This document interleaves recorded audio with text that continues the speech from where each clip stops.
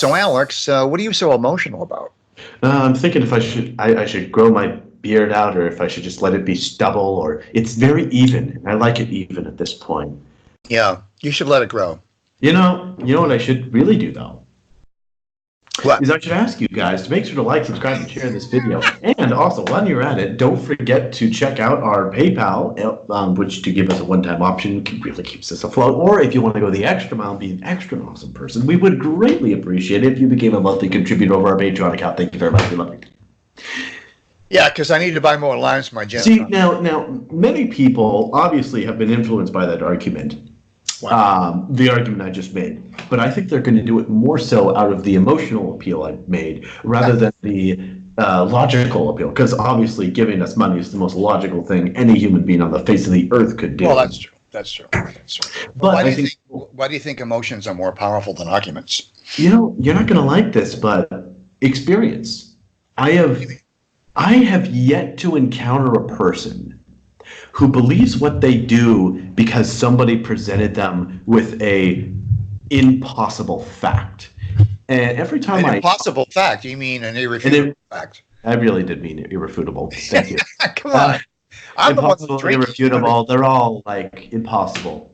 Yeah. Anyway, it's true. I mean, I talk to people. Why are you an atheist? Why are you a Christian? Why do you believe this? Why do you believe that? It's always emotional. I have yet to encounter somebody that believes what they believe because I was able to go from the ground up from basic philosophical principles and just extrapolate logically. Never. This never happens. Ever. Well, you did with me. I mean, when we first started talking to each other, that's what I told you, how I arrived at my ideas. I totally disagree. I don't think that's true with you or anybody. I think that your upbringing, and your life circumstances had much. I didn't have any upbringing. I had downbringing. Exactly. See, the growing up in with just your mom, without your dad, going to Catholic seminary, and the emotional strain that you went with on yourself had, I believe, more impact than any amount of philosophical reading or discussions with people than anything else. And I would counter that by saying it was those philosophical discussions and my reading and independent research that actually rescued me from the emotional snake pit that I was born into. Well, I would counter that by saying that you were only open to moving on to something else and to thinking that what you were currently in was a bad place via emotion. Mm-hmm.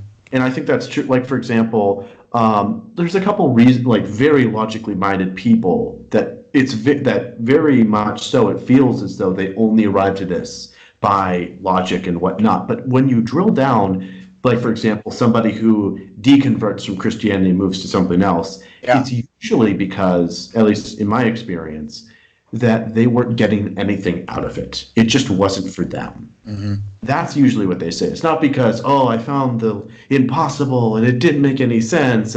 That's what it sounds at first superficially, but really it always sounds like I wasn't getting enough out of it. Now, I don't know if that's true with you, but I think that the very premises that we start out with, they have to be, I think, in some way, can't be logically based, because logic is just a tool we extrapolate from. But I mean, people can combine both. Sure. There's even a category called sapiosexual. I don't know if you know what that means, but from sapiens, it means you're attracted to people who are smart. You're emotionally attracted to argumentation, to logic, to truth, to experiment, to all that stuff. So, and there are people who I consider myself to be a sapiosexual. That puts me in trouble. But in any case, though, I think you're perfectly safe because you're stupid. So.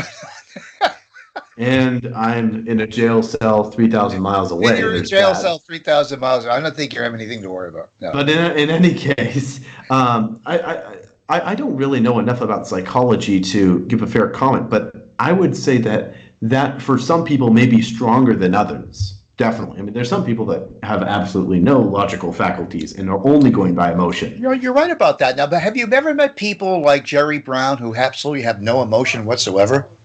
I mean, the guy was a freaking hippie. You're going to tell me that he doesn't have any emotion? He doesn't have. I remember meeting him one day, and I was in this long greeting line, and I finally got. And I had my question prepared for him, and it was a very logical question. I thought he was, being trained as a Jesuit, he probably would, and being governor of the state twice, he would probably have a good answer. And I shook his hand, was like a dead fish.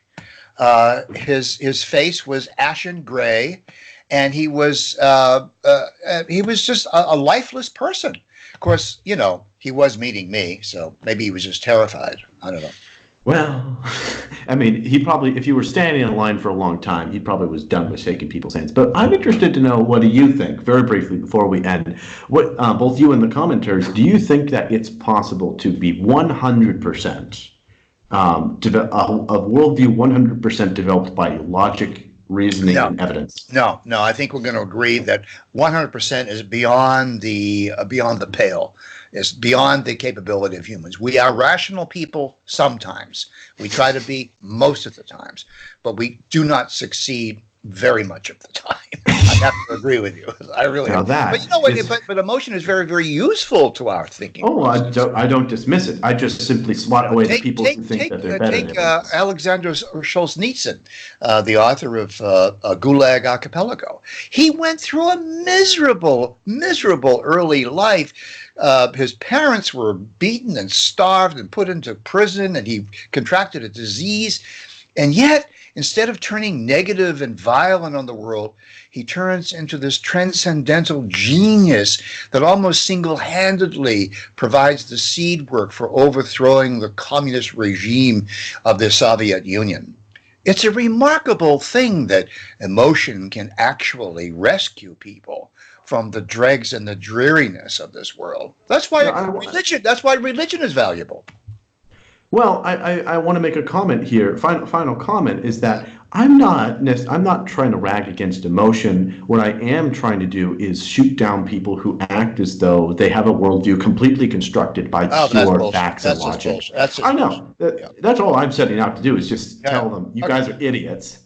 That are not very that haven't had much of the human experience. Unfortunately, though, we now live in an epoch. You are inheriting an epoch where everything is emotion, and there is no reason, logic, or truth. And the worst thing is, everyone thinks that they're reasonable and logical. But okay, so I think we've beat this horse to death. Let's move on to another. Let's shoot it again. Yeah. Drag it out and shoot it again. See you later, Alex. Take care. Don't forget to like, subscribe, and share, and don't forget to also become a Patreon and like us on PayPal. I'll send you a couple of bucks this weekend. Yeah, okay, you bet.